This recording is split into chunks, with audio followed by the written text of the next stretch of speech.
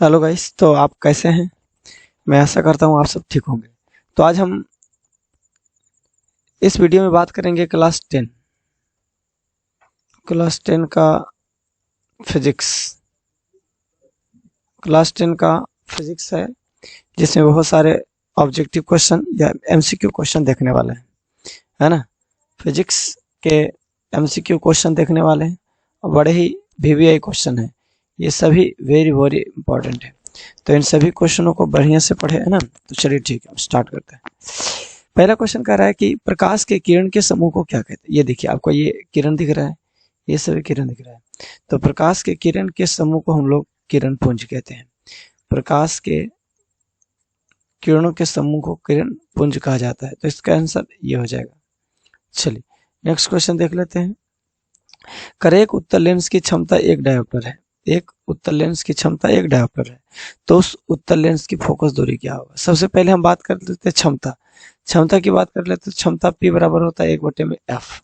1/f कह रहा है कि डायोप्टर दे रखा है, तो यहाँ से यदि फोकस दूरी निकालना चाहे तो F बराबर हो जाएगा 1/p, है ना, 1/p।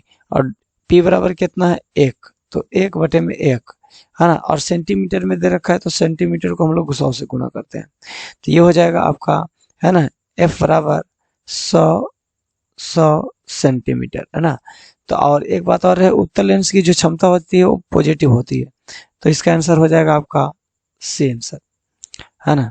चलिए आगे देखते हैं।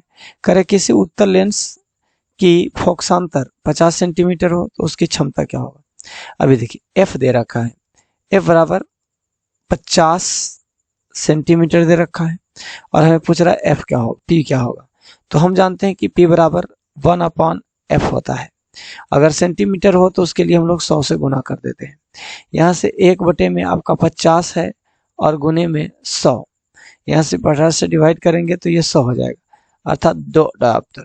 तो इसका आंसर ये सही होगा, है ना। तो ये फॉर्मूला है क्षमता बराबर, लेंस की क्षमता बराबर होता है आपका P बराबर 1/f। तो इस फॉर्मूले से आप इसको निकाल सकते हैं। चलिए नेक्स्ट क्वेश्चन देख लेते हैं।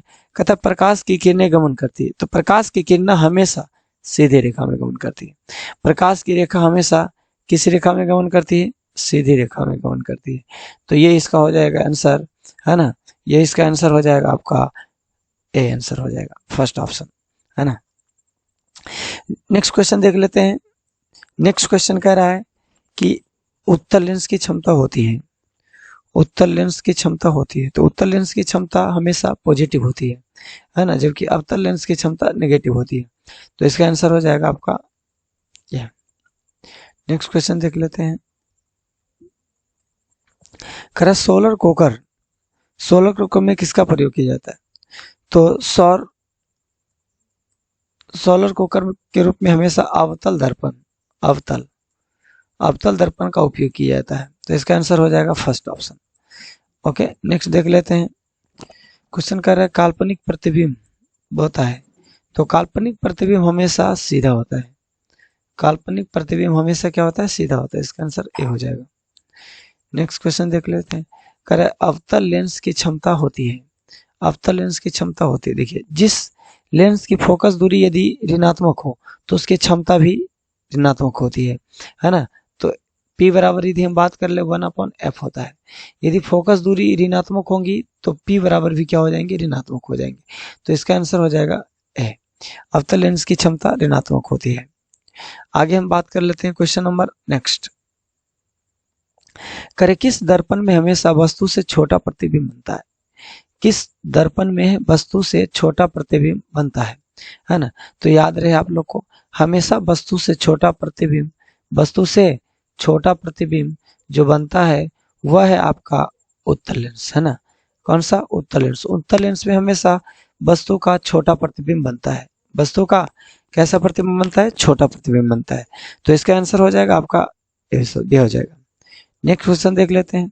कर प्रकाश का वेग न्यूनतम होता है, प्रकाश का वेग न्यूनतम होता है। देखिए प्रकाश का वेग हमेशा अधिकतम जो होता है वायु में होता है। प्रकाश का वेग हमेशा अधिकतम कहाँ होता है, वायु में होता है। वायु में कितना होता है, तो 3 गुने 10⁻8 मीटर प्रति सेकंड होता है वायु में। लेकिन पूछ रहा है सबसे कम, तो सबसे कम कांच में होता है ना, कांच में होगा, तो इसका आंसर ये हो जाएगा। नेक्स्ट क्वेश्चन देख लेते हैं। कह रहे फोटोग्राफी कैमरा का अभिदृश्य कैसा होता है? फोटोग्राफी का कैमरा जो होता है ना, वो अभिदृश्य उत्तल लेंस का होता है। किसका होता है? उत्तल लेंस। तो इसका आंसर हो जाएगा आपका, ये इंपॉर्टेंट है। आगे देख लेते हैं। क्वेश्चन कर रहा है मोटर गाड़ी के चालक के सामने लगा हुआ रहता है। मोटर गाड़ी के चालक लगा रहने वाला हमेशा जो दर्पण होता है वो है ना आपका कौन सा दर्पण रहता है? अवतल दर्पण रहता है। जबकि साइड मिरर के रूप में हमेशा है ना उत्तल दर्पण का होता है ना। चलिए, तो इसका आंसर ये सही हो जाएगा।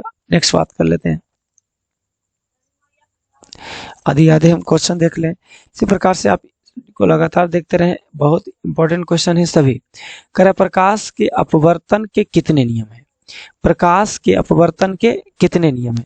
तो प्रकाश के अपवर्तन के 2 नियम है ना। प्रकाश के अपवर्तन के 2 नियम है। एक तो आपका है ना आपतित किरण, परावर्तित किरण, आपतन लंबी एक ही बिंदु में होता है। दूसरा आपतन कोण बराबर परावर्तन कोण होता है। तो इसका आंसर हो जाएगा 2। नेक्स्ट देख लेते हैं। करें निम्नलिखित में से कौन सा पदार्थ लेंस बनाने के लिए प्रयुक्त नहीं होता है? निम्नलिखित में कौन सा पदार्थ लेंस बनाने के प्रयुक्त नहीं होता है? तो ये इसका आंसर हो जाएगा मिट्टी, है ना। बहुत ही इंपॉर्टेंट क्वेश्चन, एकदम VVI क्वेश्चन, ये इसका आंसर हो जाएगा। नेक्स्ट देख लेते हैं क्वेश्चन नंबर आगे। कह रहे उत्तल लेंस को कहते हैं, उत्तल लेंस को हम अभिसारी लेंस कहते हैं। उत्तल लेंस को है ना, उत्तल लेंस को अभिसारी लेंस कहा जाता है। उत्तल लेंस को अभिसारी लेंस कहा जाता है। आगे देख लेते हैं क्वेश्चन। यदि इस प्रकार यदि हम आगे बढ़ जाएं है ना, तो ये सभी क्वेश्चन जो है कि वेरी वेरी इंपॉर्टेंट क्वेश्चन है। ये सभी एग्जाम में पूछे जा चुके हैं, है ना। तो इसको थोड़ा ध्यान देंगे। उत्तल लेंस को क्या कहते हैं? है ना, अभिसारी लेंस कहते हैं। क्वेश्चन आगे देख लेते हैं। कह रहा अवतल लेंस को क्या कहते हैं? तो अवतल लेंस को अपसारी लेंस कहेंगे, है ना। अवतल लेंस को अभिसारी लेंस कहेंगे। चलिए, उसके बाद कह लें समतल दर्पण द्वारा बना प्रतिबिंब होता है। समतल दर्पण द्वारा बना प्रतिबिंब होता है। समतल दर्पण में बना प्रतिबिंब हमेशा काल्पनिक होता है ना। हमेशा क्या होता है? काल्पनिक होता है। आगे देख लेते हैं क्वेश्चन। कह रहा निर्गत किरण एवं अभिलंब के बीच के कोण को क्या कहते हैं? तो इसको निर्गत कोण कहते हैं, है ना। निर्गत किरण एवं अभिलंब के बीच के कोण को हम लोग क्या कहते हैं? निर्गत किरण कहते हैं। तो इसका आंसर ये सही हो जाएगा। कह किस दर्पण से वस्तु का बड़ा प्रतिबिंब बनता है? तो वस्तु का बड़ा प्रतिबिंब केवल हमेशा है ना अवतल दर्पण से बनता है। अवतल दर्पण से हमेशा प्रतिबिंब जो है वो हमेशा बड़ा बनता है ना। तो इस प्रकार से आगे क्वेश्चन देख ले। जब प्रकाश की किरण हवा से कांच में प्रवेश करती है तो वह मुड़ जाती है ना। तो वह अभिलंब के है ना, जब प्रकाश की किरणें वायु से, इस प्रकार से देख ले, है ना, जब प्रकाश की किरणें वायु से, है ना, जब प्रकाश की किरणें वायु से प्रवेश करती है तो वो है ना प्रवेश करती है तो वो हमेशा अभिलंब के निकट हो जाती है ना। विलंब के निकट हो जाती है। इसका आंसर ये हो जाएगा। नेक्स्ट क्वेश्चन देख लेते हैं। क्वेश्चन नंबर किस साइड मिरर के रूप में किस का प्रयुक्त होता है? तो साइड मिरर के रूप में हमेशा है ना, साइड मिरर या पश्च दृश्य के रूप में हमेशा उत्तल दर्पण का उपयोग होता है। तो वेरी इंपॉर्टेंट क्वेश्चन है। आप इस क्वेश्चन को बनाएं और बोर्ड में एक भी क्वेश्चन आपसे छूटने वाला नहीं है, ये मेरा वादा है। आगे देख लेते हैं। कह रहा है क्वेश्चन नंबर 22। कह रहा है एक दर्पण की फोकस दूरी 10 सेंटीमीटर है तो इसकी वक्रता त्रिज्या क्या होगी? सबसे पहले हम यदि बात कर लें कि फोकस दूरी बराबर होता है क्या, तो दर्पण में फोकस दूरी बराबर होता है R/2। R/2 फोकस दूरी कितना दे रखा है? फोकस दूरी दे रखा है 10, है ना। और पूछ रहा है कि वक्र त्रिज्या, तो 10 दूनी क्या हो जाएगा? ये 20 हो जाएगा, है ना। 10 दूनी 20 सेंटीमीटर। तो इसका आंसर हो जाएगा आपका B। याद रखना, है ना। फोकस दूरी F बराबर होता है R/2। तो यहाँ से निकालेंगे तो R बराबर 2F हो जाएगा, है ना। 2 गुने 20, 10 का मान रखेंगे तो 10 दूनी 20 हो जाएगा। ओके, तो हम क्वेश्चन देख लेते हैं। नेक्स्ट क्वेश्चन आगे देख लेते हैं। कह रहे मोटर कार के हेडलाइट में किसका प्रयोग होता है? मोटर कार के हेडलाइट में निम्नलिखित में से किसका प्रयोग होता है? तो हेडलाइट के रूप में हमेशा अवतल दर्पण का उपयोग होता है ना। किस दर्पण का उपयोग होता है? अवतल दर्पण का उपयोग होता है। आगे लेंस की क्षमता का मात्रक होता है। देखिए, लेंस की क्षमता की यदि हम मात्रक सूचित करने की बात करें तो P से सूचित करते हैं। लेंस की क्षमता को हमेशा P से सूचित करते हैं। इसका ऐसा मात्रक डायोप्टर होता है। इसका ऐसा मात्रक डायोप्टर होता है, लेकिन इसका ऐसा मात्रक प्रति मीटर भी होता है ना। प्रति मीटर भी होता है। इसका ऐसा मात्रक प्रति मीटर या आप डायोप्टर कह सकते हैं। दोनों आंसर इसका सही हो जाएगा। आगे देख लेते हैं। क्वेश्चन कह रहा है लेंस के मुख्य फोकस की संख्या होती है। देखिए लेंस में दो फोकस होती हैं, लेंस में दो फोकस होती है ना। लेंस में दो फोकस, एक यहाँ पे होती है, एक यहाँ पे होती है। तो इसका आंसर हो जाएगा 2। लेकिन दर्पण में केवल एक ही फोकस दूरी होता है। कह रहा है सरल सूक्ष्मदर्शी में किसका उपयोग होता है? सरल सूक्ष्मदर्शी में उत्तल लेंस का उपयोग होता है ना। हमेशा सरल सूक्ष्मदर्शी की बात कर ले तो सरल सूक्ष्मदर्शी में किस लेंस का उपयोग होता है? उत्तल लेंस का उपयोग होता है। नेक्स्ट क्वेश्चन देख लेते हैं। कह रहे सर्च लाइट का प्रवर्तक सतह किसका बना होता है? सर्च लाइट की बात कर रहे हैं तो इसमें अवतल लेंस हो जाएगा, दर्पण हो जाएगा। सर्च लाइट के रूप में हमेशा अवतल दर्पण का प्रयोग करते हैं। कह रहे दाढ़ी बनाने में कौन सा दर्पण प्रयुक्त होता है? तो दाढ़ी बनाने के लिए हमेशा अवतल दर्पण का उपयोग होता है। किस दर्पण का उपयोग होता है? अवतल दर्पण। क्योंकि अवतल दर्पण में जो होता है ना वो प्रतिबिंब बड़ा बनता है, इसलिए दाढ़ी बनाना केवल आसान हो जाता है और इसलिए इसका उपयोग होता है। आगे देख लेते हैं। क्वेश्चन नंबर कह रहा है प्रकाश की किरणों का पथ दर्शाने वाले चित्र को कहा जाता है। आप कह सकते हैं है ना किरण पुंज कह सकते हैं। इसका आंसर आपका हो जाएगा किरण पुंज। कर अवतल लेंस का आवर्धन होता है। अवतल लेंस का आवर्धन जो होता है वो m/u होता है ना। m बराबर v/में में क्या होता है? u होता है। क्या होता है जी? m बराबर v/में में u होता है। आगे किसी गोलीय दर्पण तथा किसी पतले लेंस की फोकस दूरी यदि -15 सेंटीमीटर हो तो वो होगा। देखिए अवतल लेंस हो या चाहे आपका अवतल दर्पण हो, अवतल लेंस हो या अवतल दर्पण हो, दोनों की फोकस दूरी हमेशा निगेटिव होती है। तो इसका आंसर हो जाएगा दोनों अवतल, है ना। दोनों अवतल हो जाएगा। दोनों क्या हो जाएगा? अवतल हो जाएगा। आगे कर परावर्तन के नियम से निर्धारित होता है। परावर्तन के नियम से निर्धारित होता है। तो परावर्तन के नियम से निर्धारित होता है आपतन कोण बराबर परावर्तन कोण। तो इसका आंसर ये से हो जाएगा। कर काल्पनिक प्रतिबिंब होता है। काल्पनिक प्रतिबिंब हमेशा सीधा होता है। काल्पनिक प्रतिबिंब कैसा होता है जी? हमेशा सीधा होता है ना। काल्पनिक प्रतिबिंब हमेशा सीधा होता है। तो इसका आंसर आपका ए सही हो जाएगा ना। आगे देख रहे कह रहे 2D डायोप्टर वाले लेंस की फोकसांतर होती है। देखिए डी बराबर दे रखा है 2, डी बराबर यानी पी बराबर दे रखा है कितना? 2, है ना। तो इसको आप एफ निकाल सकते हैं। तो एफ बराबर हो जाता है आपका 1/में पी, है ना। तो 1/2 और गुने फोकस सेंटीमीटर में आपका होता है 100। तो यहाँ से 50 निकाल सकते हैं। ऐसा आंसर हो जाएगा आपका 50। क्या हो जाएगा आंसर? 50 हो जाएगा, है ना। क्या हो जाएगा? 50 हो जाएगा। तो इस प्रकार से आप इसको क्वेश्चन बना सकते हैं। आगे देख लेते हैं। क्वेश्चन कर रहा है गोलीय दर्पण में फोकसांतर तथा वक्रता त्रिज्या के बीच संबंध होता है। अभी हमने आपको बताया था कि एफ बराबर होता है r/में 2। एफ बराबर होता है r/में 2। तो इसका आंसर हो जाएगा आपका, है ना, एफ बराबर r/में 2 या लिख सकते हैं r बराबर 2f, r बराबर 2f, r बराबर 2f। तो इसका आंसर ये सही हो जाएगा। आगे देख लेते हैं, है ना। क्वेश्चन नंबर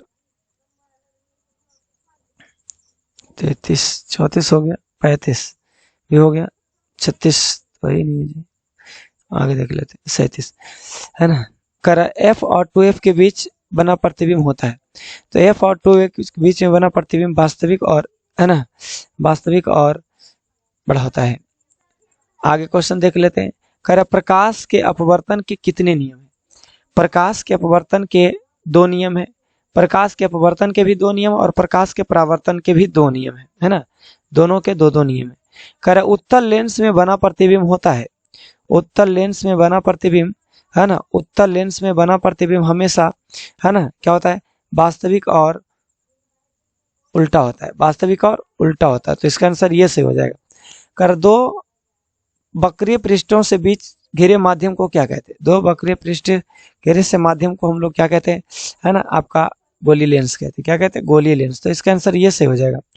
करे किसी लेंस द्वारा उत्पन्न आवर्धन का ऐसा ही मात्रक, देखिए आवर्धन का ऐसा ही मात्रक नहीं होता है, इसका मात्रक विहीन आंसर कह सकते हैं, है ना। क्वेश्चन आगे देख लेते, कहता है वह गोलीय दर्पण जो बाहर की तरफ वक्रित होता है, वह गोलीय दर्पण जो बाहर की तरफ वक्रित होता है वो आपका उत्तल दर्पण कहलाता है ना। कौन सा दर्पण? उत्तल दर्पण। तो इसका आंसर हो जाएगा आपका उत्तल दर्पण। आगे देख लेते हैं क्वेश्चन नंबर, कर लेंस के केंद्रीय बिंदु को क्या कहते हैं? लेंस के केंद्रीय बिंदु को प्रकाशिक केंद्र कहा जाता है ना। प्रकाशिक केंद्र कहा जाता है। आगे देख लेते हैं। कह रहा अवतल दर्पण के ध्रुव और मुख्य फोकस के बीच रखे की दूरी होती है ना। तो इसका आंसर हो जाएगा आभासी, सीधा और है ना दूरी उत्तल लेंस के बराबर होता है। आगे कह रहे किसी शब्दकोश में पाए गए अक्षरों को पढ़ते समय निम्न में से कौन सा लेंस पसंद करेंगे। देखिए शब्दकोश में पाए गए बड़े प्रतिबिंब को देखने के लिए हमेशा हम है ना अवतल लेंस का प्रयोग करेंगे। कौन सा लेंस का प्रयोग करेंगे जी, सॉरी लेंस नहीं बल्कि दर्पण हम कह सकते हैं, अवतल है ना, तो अवतल लेंस का प्रयोग आप कर सकते हैं। ओके, इसका आंसर ये सही हो जाएगा। आगे देख लेते हैं। कह रहे दंत विशेषज्ञ द्वारा बड़ा प्रतिबिंब प्राप्त करने के लिए निम्नलिखित में किसका उपयोग करता है, तो वो अवतल दर्पण का उपयोग करता है। किसका उपयोग करता है जी, अवतल दर्पण का उपयोग करता है। कह रहा गोलीय दर्पण की वक्रता केंद्र को किस अक्ष से निरूपित किया जाता है। गोलीय दर्पण की वक्रता केंद्र को हम लोग सी से सूचित करते हैं। किसके द्वारा, सी से सूचित करते हैं। तो इसका आंसर ये हो जाएगा। कह रहा पतले लेंस की आवर्धन क्षमता होती है, पतले लेंस की आवर्धन है ना, पतले लेंस की आवर्धन कम होती है, पतले लेंस की आवर्धन कम होती है जबकि मोटे लेंस की आवर्धन अधिक होती है। कह रहे निर्वात में प्रकाश की चाल कितना होती है, निर्वात में प्रकाश की चाल 3 × 10⁸ मीटर प्रति सेकंड होता है ना। तो इसका आंसर ये से हो जाएगा, ये हो जाएगा मीटर प्रति सेकंड। आगे देख लेते। कह रहे मोटे लेंस की आवर्धन होती है तो इसका अधिक होती है, मोटे लेंस की आवर्धन अधिक होती है ना, मोटे लेंस की आवर्धन अधिक होती है, मोटे लेंस की आवर्धन अधिक होती है। तो इस प्रकार से इसमें आपको 50 क्वेश्चन थे, ये सभी 50 क्वेश्चन आपके VVI क्वेश्चन है। इन सभी 50 प्रश्नों को आप बेहतर तरीके से बनाकर अच्छा स्कोर कर सकते हैं, 100% स्कोर कर सकते हैं। तो ठीक है, मिलते हैं आगे वीडियो में। Thank you.